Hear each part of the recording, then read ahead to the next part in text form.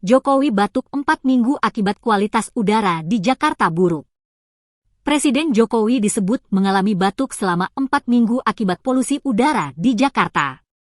Menurut Menteri Pariwisata dan Ekonomi Kreatif Sandiaga Uno, Jokowi meminta jajarannya mengambil langkah konkret untuk menangani polusi udara di DKI Jakarta.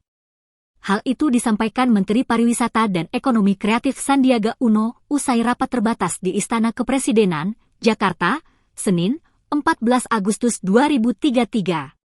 Sandiaga mengatakan Presiden Jokowi sudah mengalami batuk selama 4 minggu.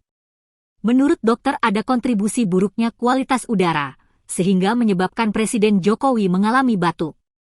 Sandiaga sepakat harus ada langkah konkret dalam penanganan polusi udara di DKI Jakarta dan sekitarnya.